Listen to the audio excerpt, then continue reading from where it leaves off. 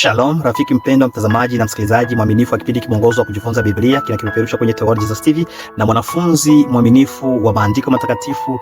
Hongera kwako wewe ambaye una haja ya kukomaa katika uhusiano wako pamoja na Mungu, hasa sana ukisoma na kujifunza Biblia. Juma hili tunajifunza jinsi ya kujifunza Biblia, na tumeona kwamba kanuni ya kwanza kujifunza Biblia ni uhakikisha kwamba umekuwa na muda, le temps ambao imewekwa wakfu kwa ajili ya kujifunza neno la Mungu. Jambo la pili, kanuni la pili ambalo tunajifunza leo ni mahali ama lieu.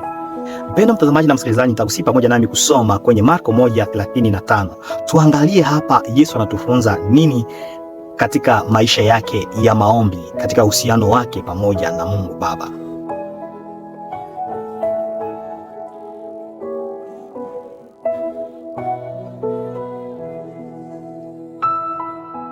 Mpendwa mtazamaji na msikilizaji, ukisoma Injili ya Yesu Kristo jinsi ilivyoandikwa na Mtakatifu Marko sura yake ya kwanza 35, tunaona kwamba Yesu Kristo katika tabia yake, katika uhusiano wake pamoja na Mungu, alikuwa akiamka asubuhi mapema wakati bado giza lilikuwa lingaliki. Anaondoka mahali ambapo pana fujo na kuenda kuwa mahali ambapo panakuwa kimya, na alikuwa akichagua mahali pale kwa sababu alitakiwa kuingia katika uhusiano pamoja na Baba. Kwa hivi mahali ambayo tunachagua kwa ajili ya kukomaa kwetu kiroho katika kusoma Biblia inakuwa na influence sur kile ambacho utajifunza. Ukijifunza Biblia ukiwa katika mazingira mabaya ama mahali pabaya panapokuwa na fujo, si patulivu, basi hutakuwa na urahisi wa kusikia sauti tulivu ya Roho Mtakatifu.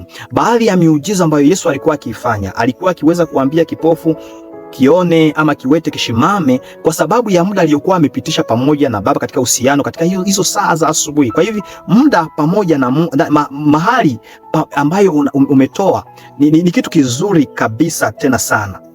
Yesu alikuwa akihitaji mahali kama na pale kwa ajili ya kuhakikisha kwamba atashinda vizuri. Mpendwa mtazamaji na msikilizaji, ningalitaka nisome maandiko haya. Yanasema, avez-vous un lieu où vous pouvez aller chaque matin pour être avec Dieu? Je, unakuwa na mahali ambapo kila asubuhi unaweza kuenda ukutane na Mungu? Pengine inaweza kuwa kwenye kiti, inafatana na nyumba na jengo mahali na jumba lako mahali ambapo unakaa.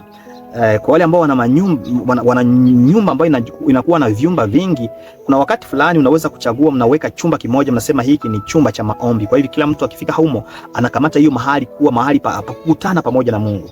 Ndio unaweza kusema baadhi yetu tunabahatika hata kupata vyumba viwili, haina shida. Unaweza kukamata hata kona moja tu kwenye chumba chako, unaweka hapo kitu, nasema kila mara nikikaa hapa nakutana pamoja na Mungu, na unachagua hiyo mahali, itakuwa ni kitu kizuri. Je, una sehemu kama na hiyo ambapo siku baada ya siku unakuja kukaa chini ya miguu ya Yesu Kristo? Apprenant l'habitude quotidienne de vous rendre dans un lieu précis pour passer du temps avec Dieu, vous serez naturellement plus enclin à revenir chaque jour. Ne vous découragez pas si vous manquez un jour de temps en temps. Il y aura toujours des imprévus et il ne sera pas toujours possible de vous recueillir comme vous l'auriez souhaité. Mais veillez à ne pas laisser passer trop de jours, de semaines ou même de mois sans revenir en ce rendez-vous essentiel.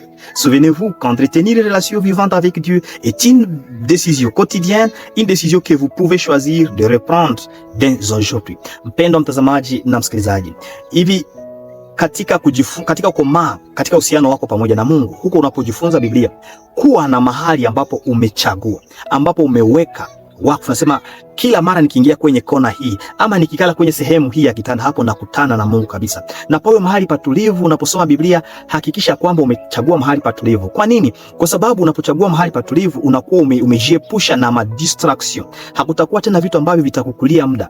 Fikiria, mara nyingine unaweza kuwa ukisoma Biblia. Nakumbuka kwenye filamu moja ambayo inaitwa War Room. Tunaita kwa Kifaransa Femme de Prière, mais ilikuwa ni chambre de guerre.